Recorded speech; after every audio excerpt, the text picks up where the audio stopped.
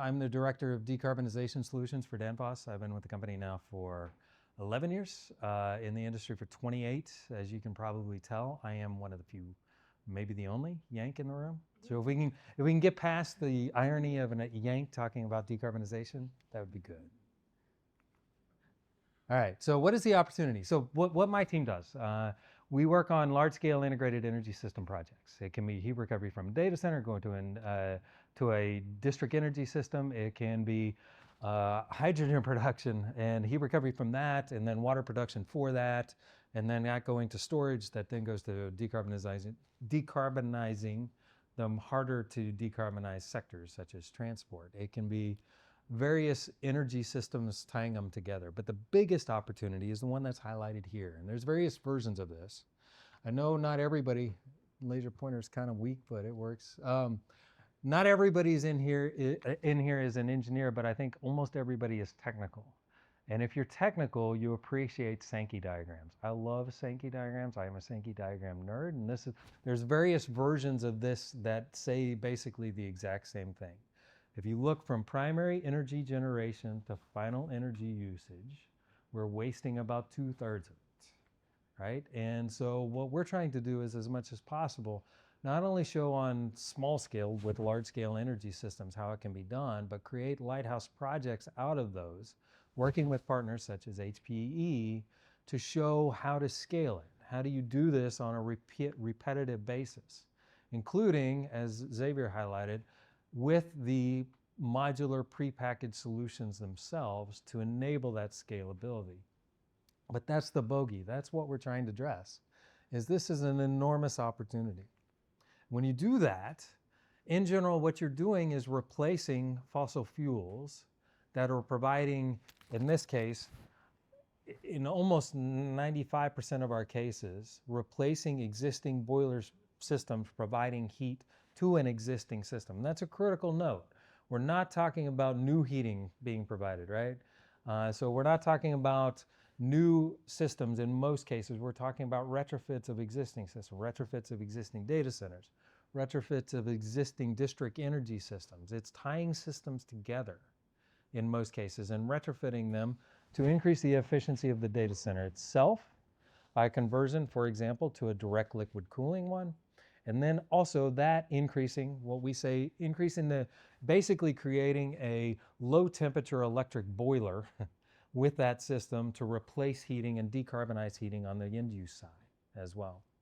But the baseline is that, right? And I'm gonna talk a lot about COP, and my colleague made sure that I defined this in the presentation. So who knows, quick show of hands, who knows what COP means, the acronym? Okay, so there's a couple. Coefficient of performance. This is really critical. I'm talking COP a lot. It is basically measuring the kWh or kilowatt hours that you use divided by the kWh to produce it, right?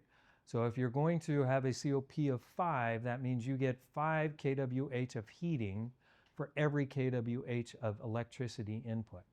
A boiler, anytime you convert energy, and this is what you figure out. Just like electric cars, we figured out, right, that utilizing a otherwise worthless byproduct of kerosene production through an engine to burn, to produce pressure, to produce power, to fuel a car, to drive a car, never made sense.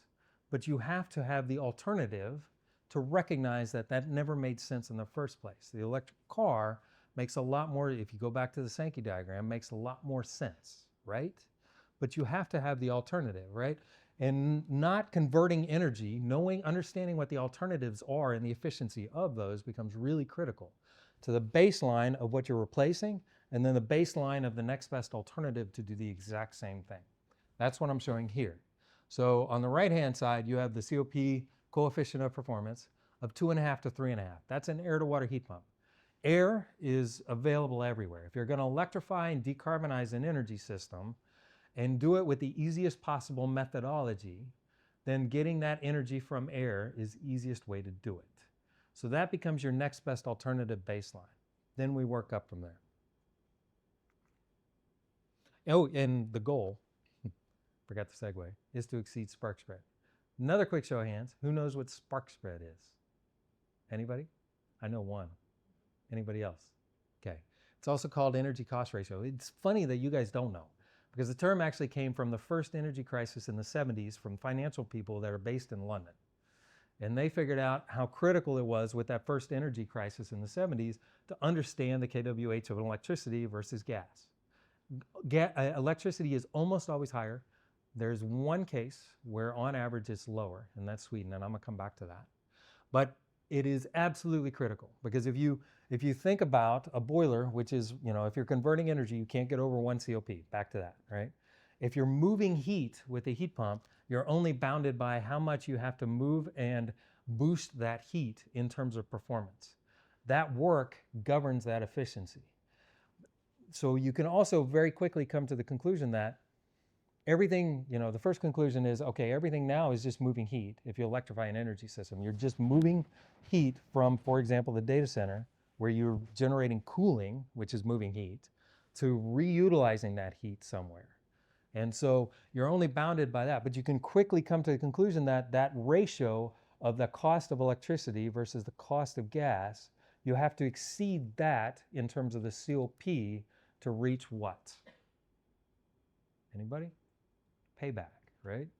That's the only way you get a payback, is you have to exceed that spark spread. So the most challenging places, it becomes really critical to maximize that efficiency. And this is what I'm going to be talking about, is how we do that. But this shows the details of that. And of course, what you can see here is we are in one of the locations with the most challenging spark spread. And I'll come back to that as well. The other thing you discover about this is that when you start to dig into the details, it almost has nothing to do with supply and demand. What does it have to do with? What you would call informal barriers, right? Subsidies on gas and taxes on electricity are the #1 factor that drives spark spread. There is a lot of supply and demand that comes into play, but is primarily driven by informal barriers.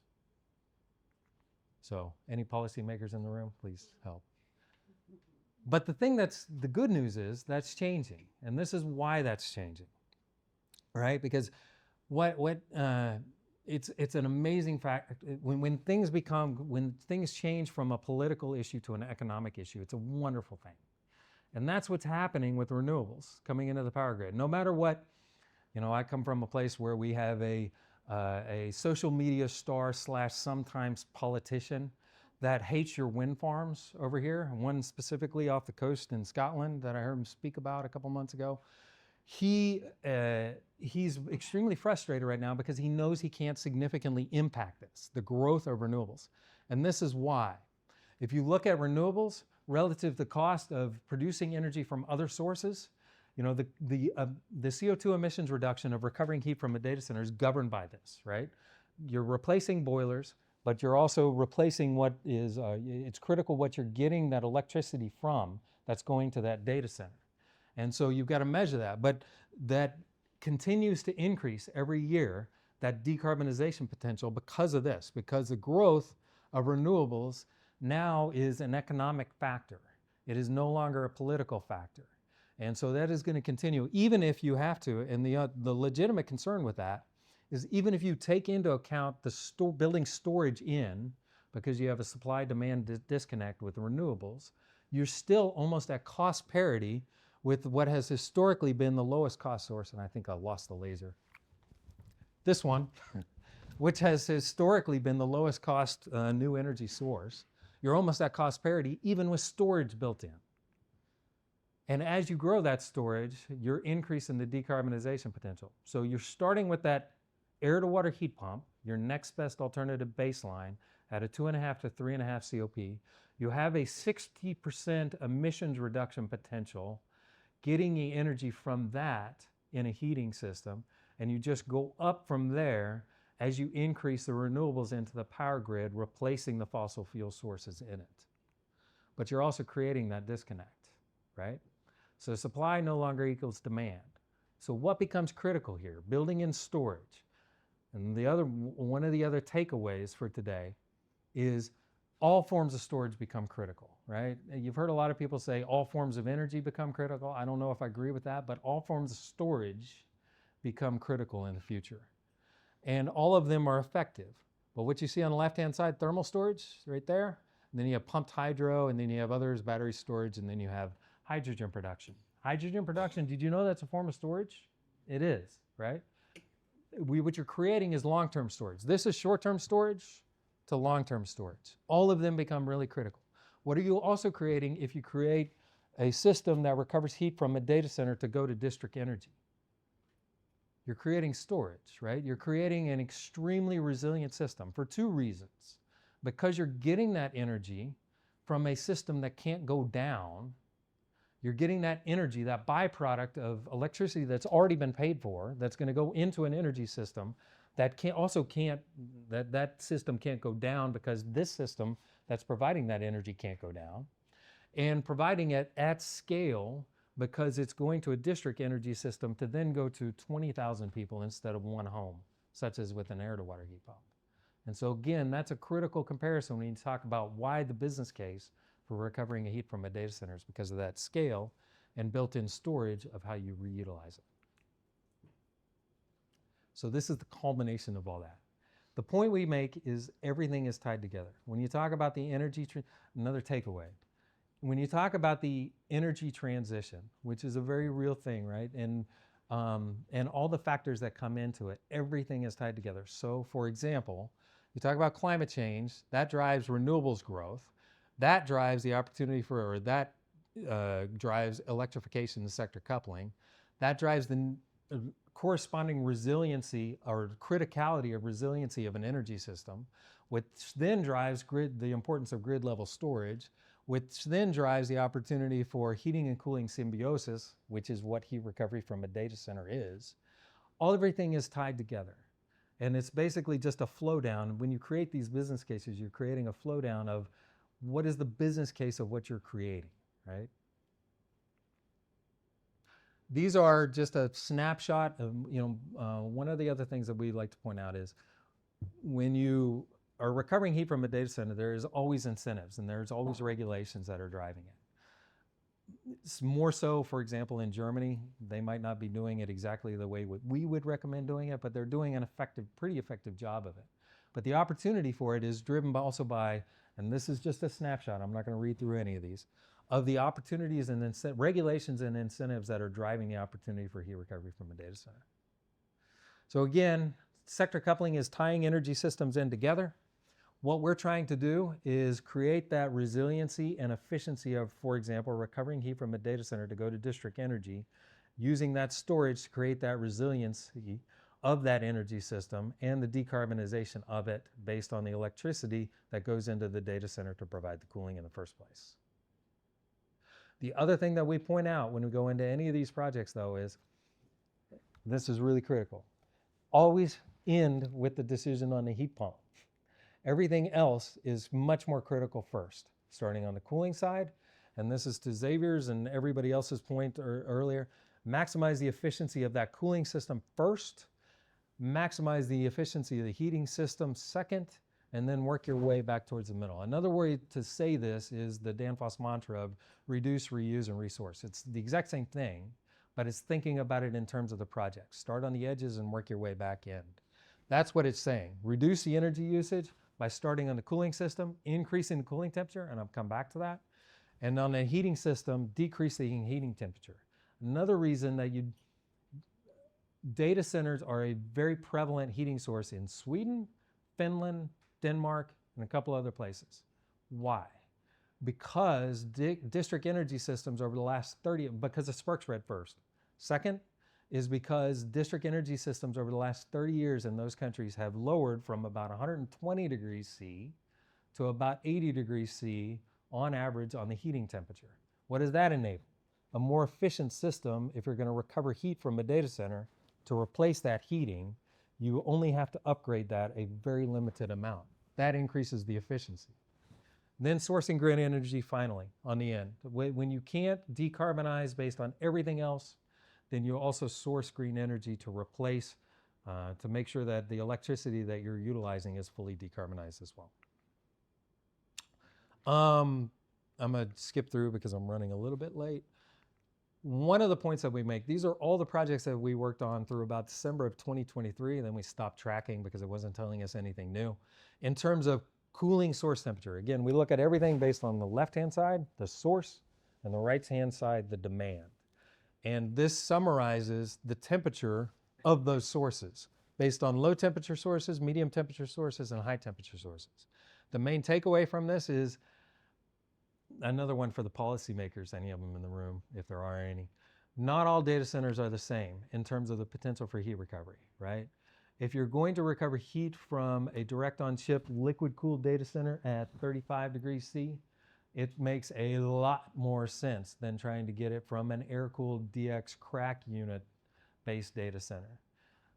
Much better if you retrofit that crack unit-based data center to a liquid-cooled data center before you consider recovering the heat. Back to the efficiency that I was talking about on the previous slide, which, by the way, I understand from HPE has a less than a year payback in itself. This is looking at all those projects, those same projects, in terms of differential versus efficiency. So on the bottom left-hand side, you're going up in differential. On the top left to bottom right, you're going down in efficiency. The takeaway is that for every 1K that you go down in differential from source to demand, the work that you have to do, you're going up 2% in heat pump efficiency. And that's a direct inverse correlation to operating cost. So if you decrease the differential work that a heat pump system has to do by 2%, you're decreasing that operating cost by 2% as well. So for example, a 40K differential from source to demand is going to operate at about a 5.5 coefficient of performance, as opposed to that, one that's operating against 70K differential because of a lower temperature source or higher temperature demand is going to operate at a 3.2 COP. And that difference, again, directly correlates to operating cost. These are examples. Again, we don't only work in data centers. We work in multiple other applications as well in terms of source and in terms of demand. But these are a few examples of projects that we've worked on. The other point that we like to make is it's not all going to district energy. As you move to AI computing, direct on-chip, liquid-cooled AI data, or on-prem data centers, that last part being key, then you're also looking at the opportunity to recover heat, for example, to an industrial facility that does their own data processing on-prem and then can also recover the heat to their industrial process that is also on site, as opposed to, getting that heat from a boiler, for example. And these are projects that we've worked on. They're all over the place. And that also increases the scope. We're not talking about heating people, we're talking about heating processes, and that need exists everywhere. In terms of efficiency, just a couple things. I'm not going to nerd out here on you. I'll save you from that. But just to give you some real numbers, right? So this is the first project that we worked on, and we worked on this with HPE at our own data center at our headquarters in Danfoss in Denmark. And this was providing cooling to that data center at 28 degrees C and going back to the heat pumps, which were retrofitted in that system, to then boost that and supply the energy to our campus energy system first and to the local community energy system second, because of the resiliency. That started out at about a 4.8 COP on the cooling side and 5.8 COP or coefficient of performance on the heating side. So 5 times the efficiency or 6 times the efficiency of the boiler and about twice the efficiency of the air to water heat pump baseline. Again, direct inverse correlation to operating cost.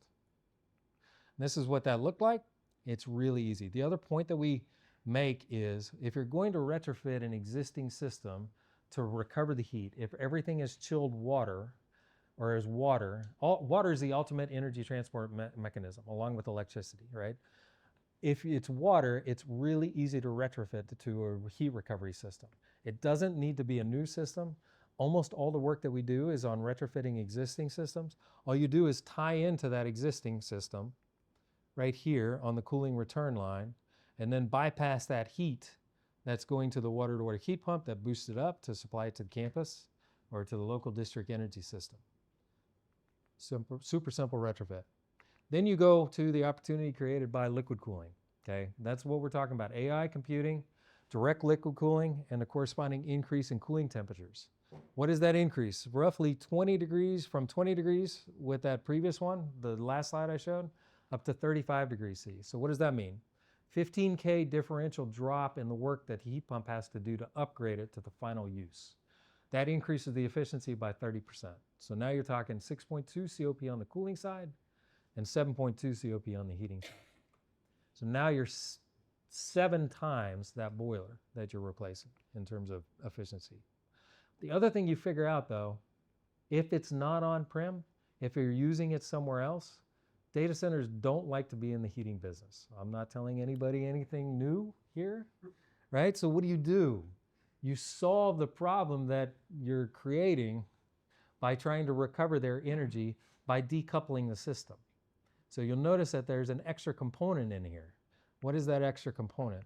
So it's on the left-hand side, you see the components of the data center system. The extra one is this one. And that is part of, and this, I got to put the plug in here. HPE is building this into every data center, high performance computing DLC system that they are manufacturing. This heat recovery module is what we call it, is a standard feature of all of these systems. Another company that we worked on, a hyperscaler, that I'm not going to tell you their name, but they might look like that in the first letter, they say that they're building all their data centers to be heat recovery ready, but all they're doing is putting in the pipe right here that allows you to do this. They're not putting in this hardware. HPE is putting in that hardware. So it is much more of walking the talk, if you will, around the sustainability. That's the point.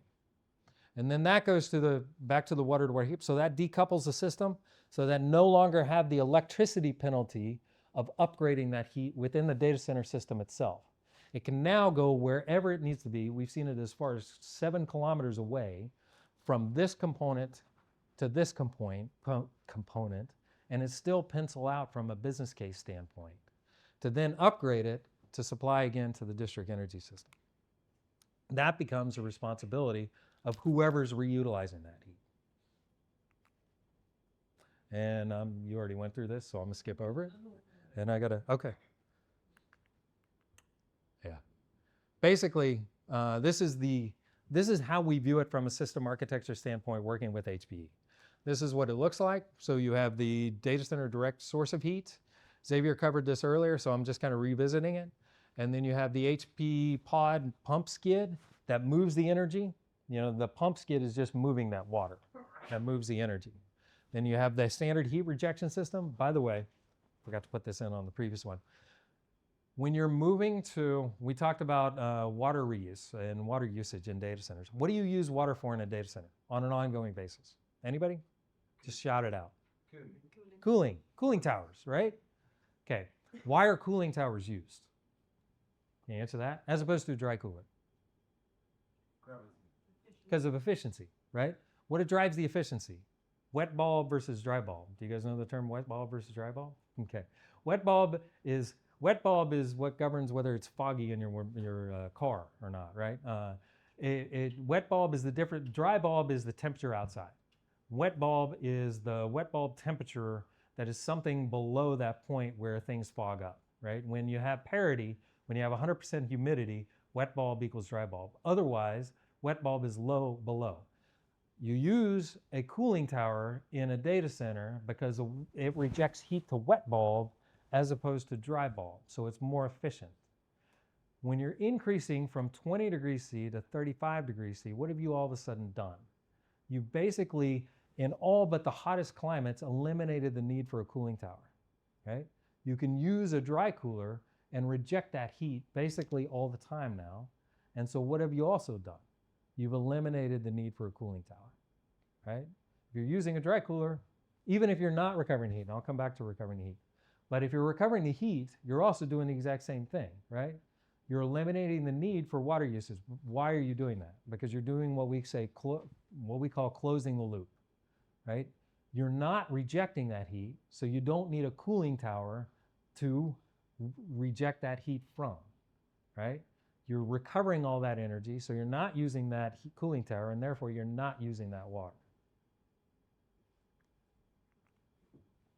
This is what it looks like specifically. So this is a public project, which is why I can mention it. But the heat reuse on this is not implemented yet. I want to mention this for a couple reasons. Back to the spark spread discussion, right? So this is the actual operating conditions associated with the HPE 4 megawatt data center, 4 module data center at Bristol University, which is then going through a heat recovery module, standard, again, built in by HPE, to a proposed water-to-water heat pump to replace. These are the actual pictures of the boilers that they have on site at the HPE Materials Lab in Bristol. This business case, we're going back and forth on the business case right now because the spark spread in the UK at this specific site is 4.7. That is very challenging. Even though we have a 6.1 COP on the heating side, we're only exceeding that by that 4.7 versus that 6.1. So your payback is expanded. Just as an experiment, I lowered down that spark spread. I actually increased the gas cost to artificially lower down that spark spread to see what it would do to the business case. If I took it down to a 3 instead of a 4.7, it took the business case to a 2.2 year payback instead of roughly 4.9 is where we're at now. So it's an enormous change, right? And so that criticality on changing, whoever can influence that, the subsidies for gas and the taxes on electricity becomes absolutely critical to decarbonization. I guarantee you that is the #1 reason. Electrified energy system, heat pumps, you saw that on a previous slide. Finland, why Finland is so far ahead of everybody else except for Sweden, because it's almost the exact same there. That is the #1 reason why is that spark spread, because the business case doesn't as easily pencil out here. Where it will pencil out is data center heat recovery. But even the optimized data center heat recovery is still challenged, right? But we can work with you to make sure that that is optimized. That's what we're doing now with them. The ultimate scenario is where your cooling, your source, and your heating demand are actually inverted, right?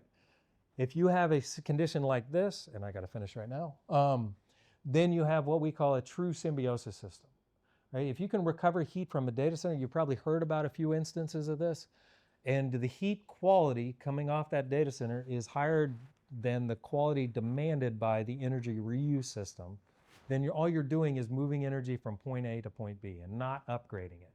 That is what we call a true symbiosis system.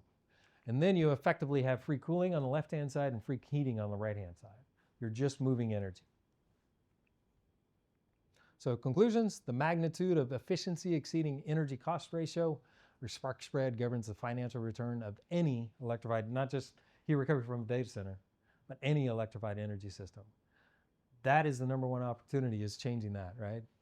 Increasing data center cooling temperatures with new AI cooling technologies changes that game, right? Because you're increasing that source temperature, not influencing the demand side directly, but you're increasing that source temperature, which increases the business case for recovering the energy. Ignoring those heat reuse financials and just looking at the data center itself, removal of heat in a closed loop system enables a positive data center business case and eliminates water use. Another thing I didn't mention, in effect, when you're pulling away heat, like go back to the slide that I was talking about where you have the data center and you have the heat recovery module, and then you have the heat pump and you have the off-taker, whoever's finally using it, the district energy system. The way we approach the business case, working with the data center, whoever the company is that is free cooling. Anytime anybody is pulling away heat from that system, that is free cooling. That is your cooling tower operating on those really cold days. That is your dry cooler operating on those really cold days. But you don't need to operate fans. You don't need to do anything except for pump water. But that is the exact same solution, right? And it's also ambient independent. It doesn't need to be cold outside for it to provide that free cooling. You're still getting a positive business case for the data center. And most people miss this. This is why I'm highlighting it.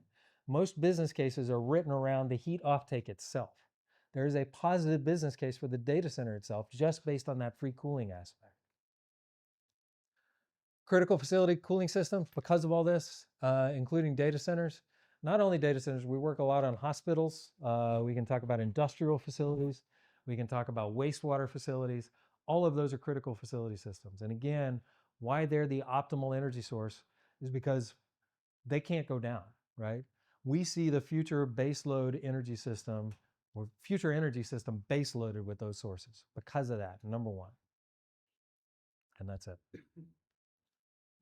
Thank you very much.